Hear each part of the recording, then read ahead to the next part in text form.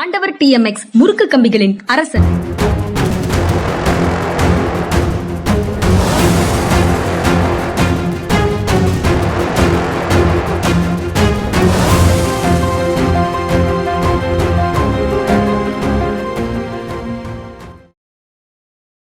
வணக்கம். இது மனிதா மனிதா சார். வணக்கம் சார். வணக்கம்ங்க. வணக்கம் சார். முதலமைச்சர் நேற்று ஒரு ட்வீட் போட்டிருந்தாரு.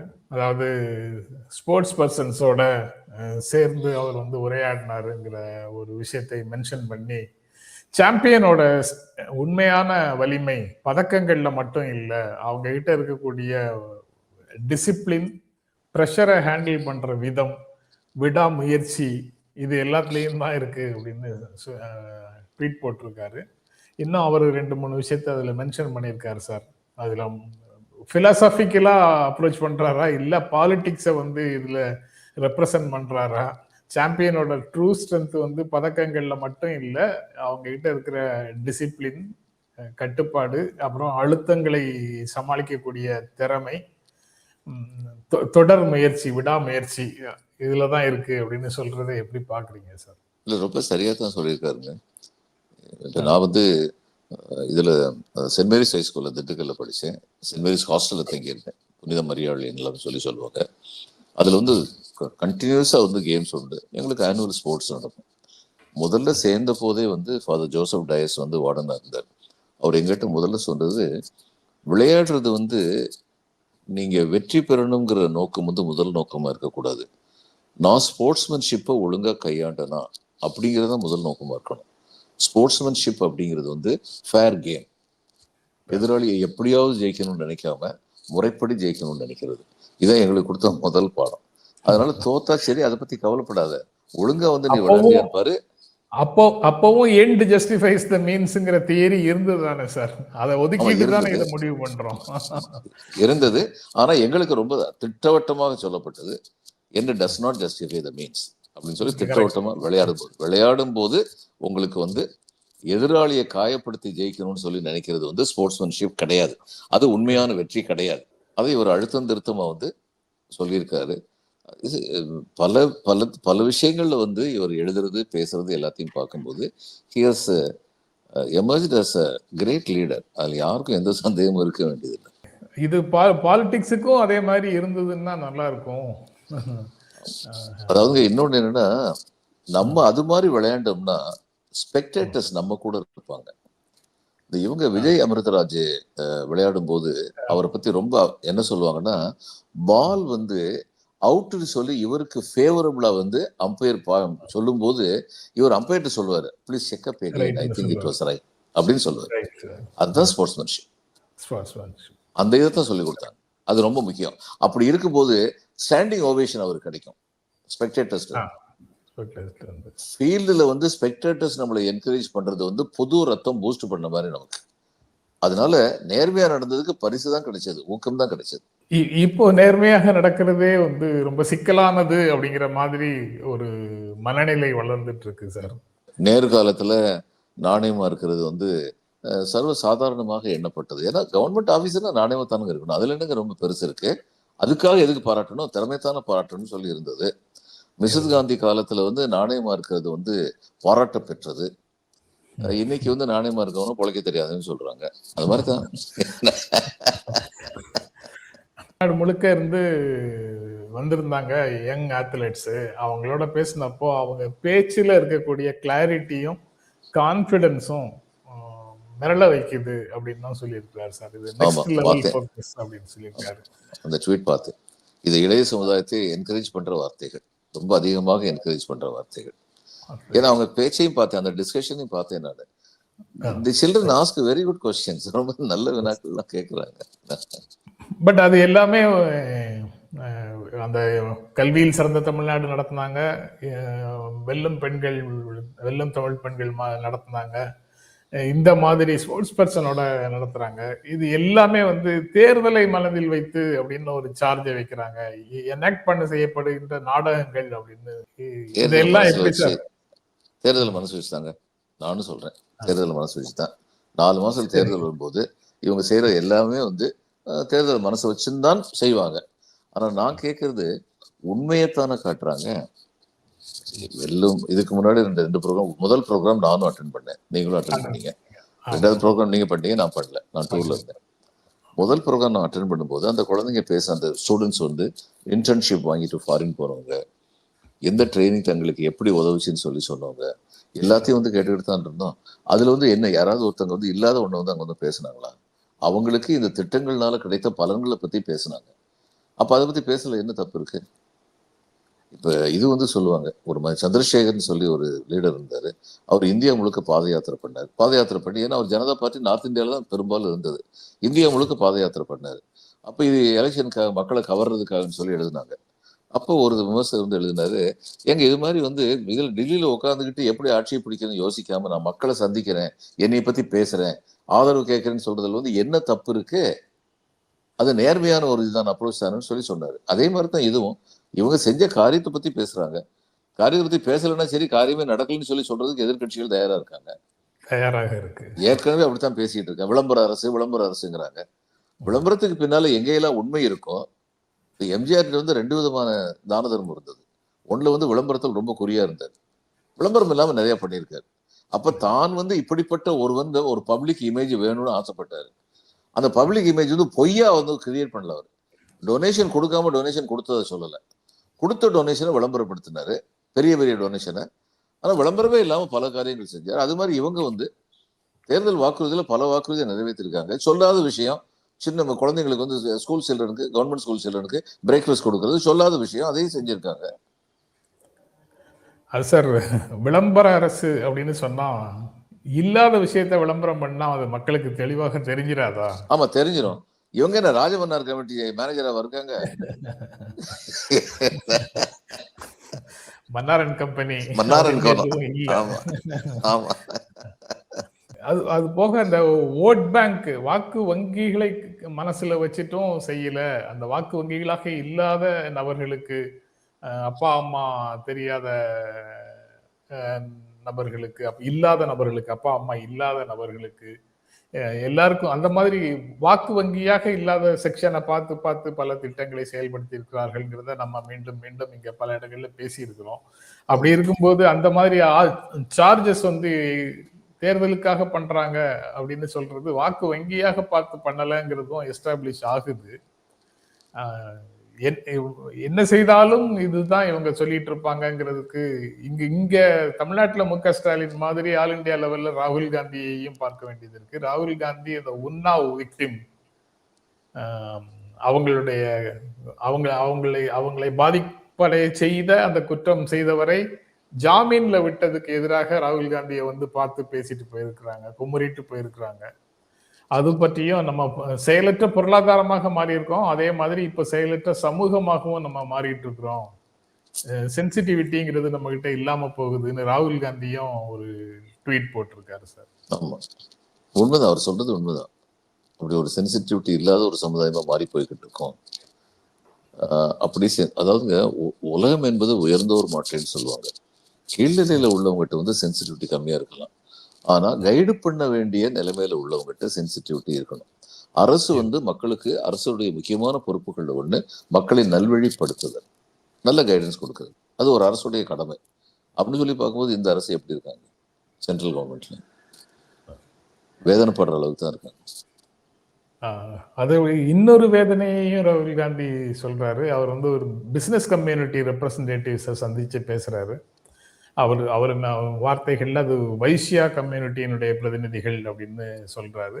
அவங்க தான் பிசினஸ் கம்யூனிட்டியில பெரும் பகுதியை சார்ந்தவர்கள் அப்படின்னு சொல்றாரு.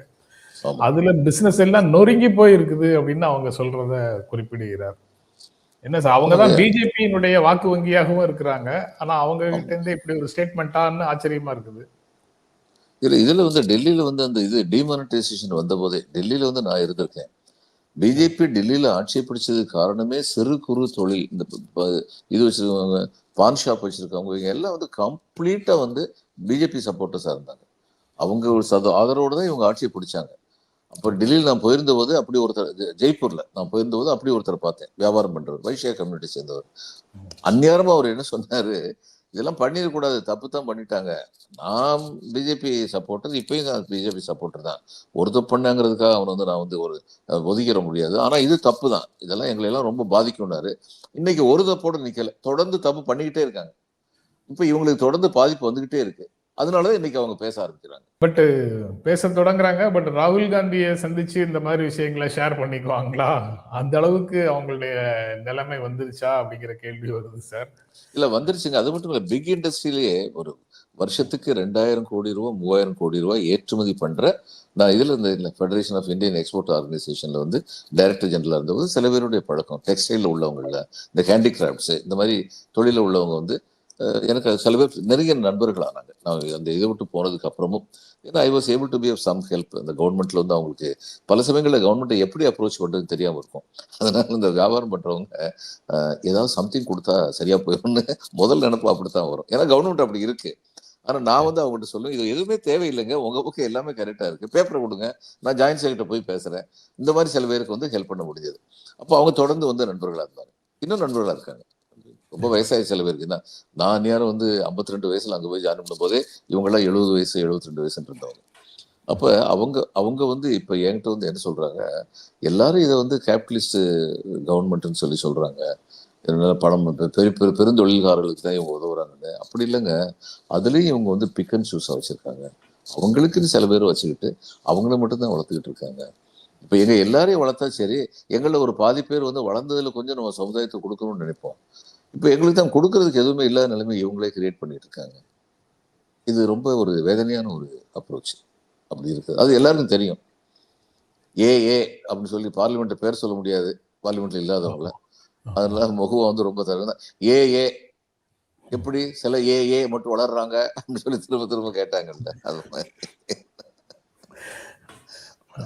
இதுலயும் அந்த தவறான முறையில ஜிஎஸ்டி இம்ப்ளிமெண்ட் பண்ணோம், அதுவும் ஒரு மேஜர் ரீசன் அப்படின்னு. ஆமாங்க, அது முக்கியமான ஒரு வார்த்தை. ஏன்னா எதுக்கு எடுத்தாலும் இவங்க, நாங்க காங்கிரஸ்காரங்க தான் கொண்டு வந்தாங்க தெரியுமா, காங்கிரஸ்காரங்க தான் கொண்டு வந்து இதை ஒரு வழக்கமா வச்சிருக்காங்க.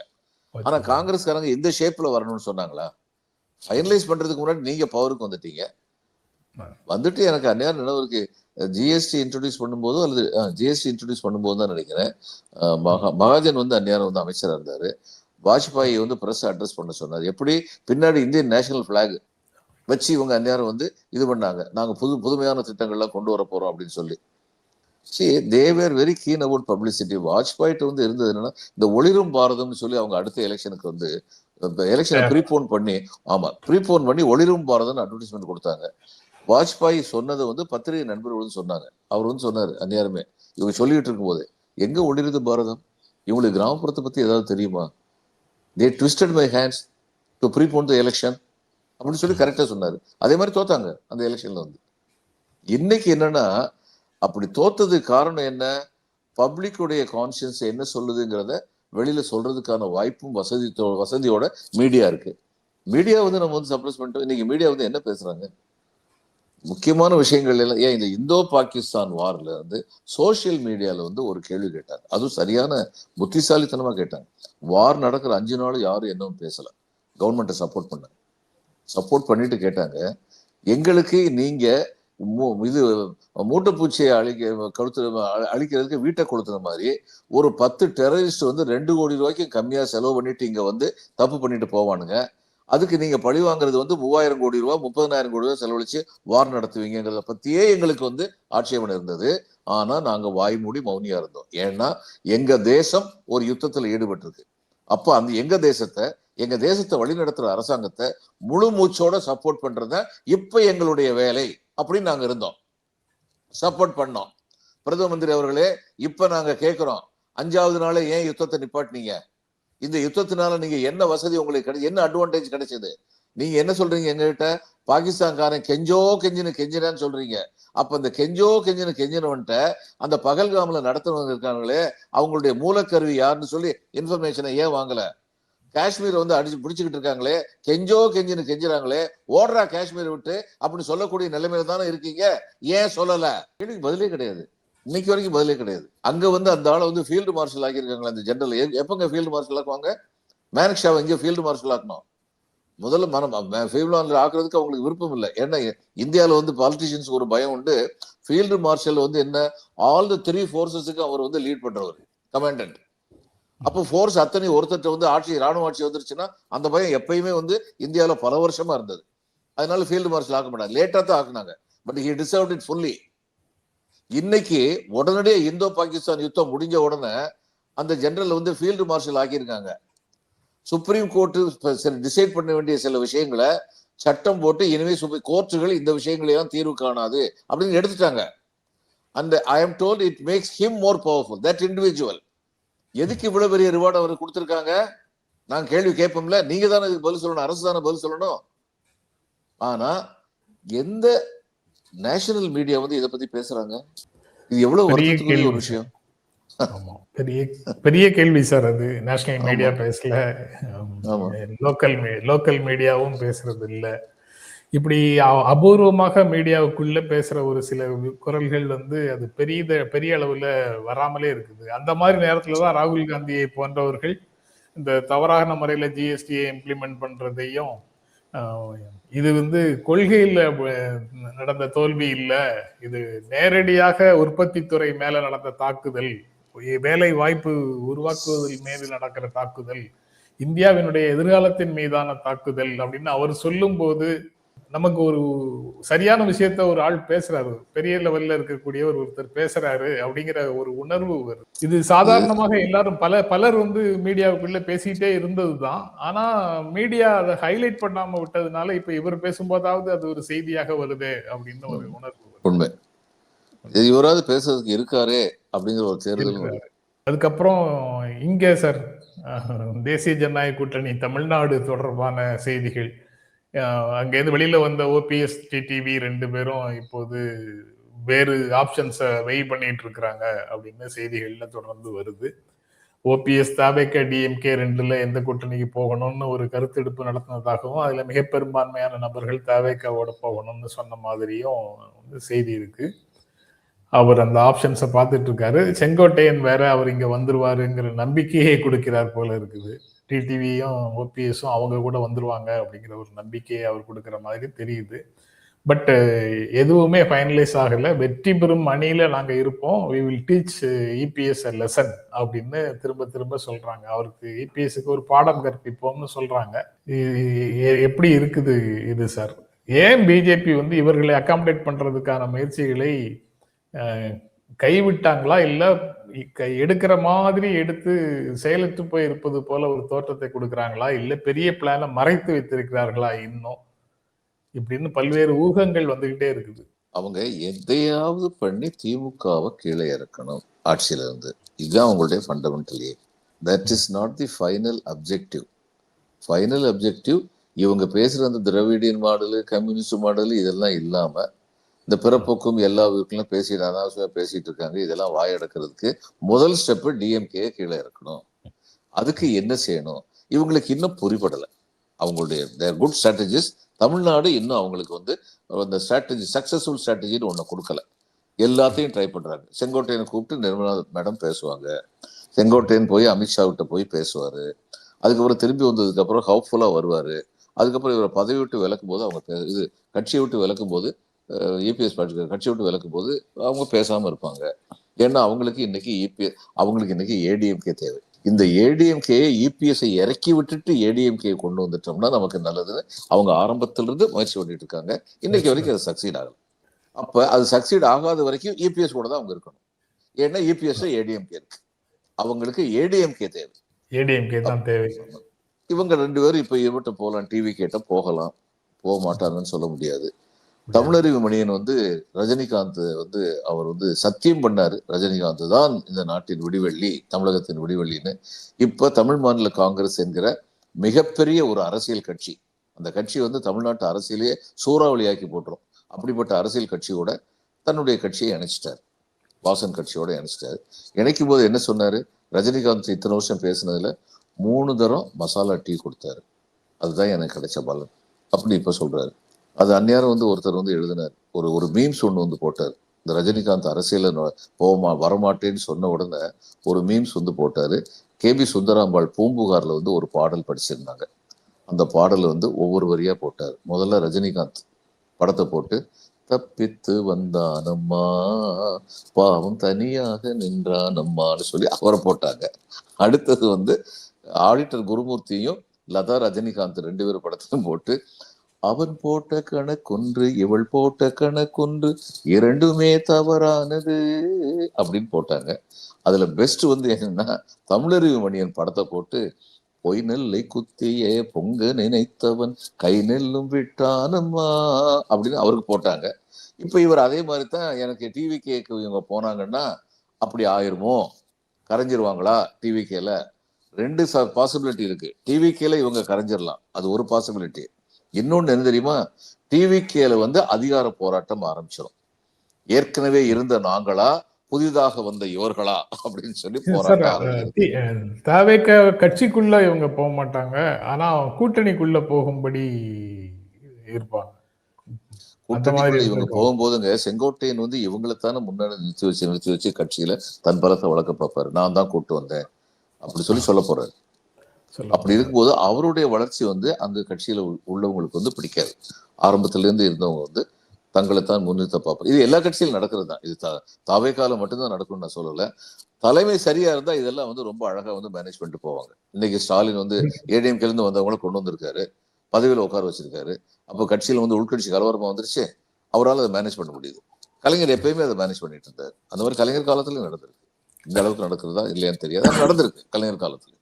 இவருக்கு வந்து விஜய்க்கு வந்து அந்த திறமை உண்டா எனக்கு தெரியாது. தெரியாது.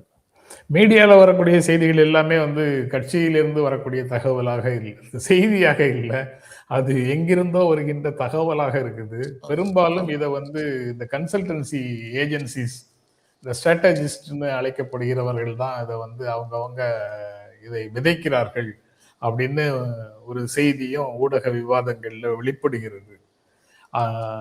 அதன் மூலமாக என்ன தெரியுதுன்னா, இது எல்லாமே அந்த லெஃப்ட்ல இண்டிகேட்டர் போட்டு ரைட்ல கையை காட்டிட்டு ஸ்ட்ரெயிட்டா போயிட்டு இருக்கிற மாதிரி இவங்க வேற செய்திகளை பரப்பிட்டு இதுக்கு நேர் எதிராக இன்னொரு விஷயத்தோட இன்னொரு கட்சியோட பேசிட்டு இருப்பாங்க, அங்க போய் சேர்ந்துருவாங்கிறதும் ஒரு குரலாக வருது. அந்த மாதிரி இருக்கலாம்.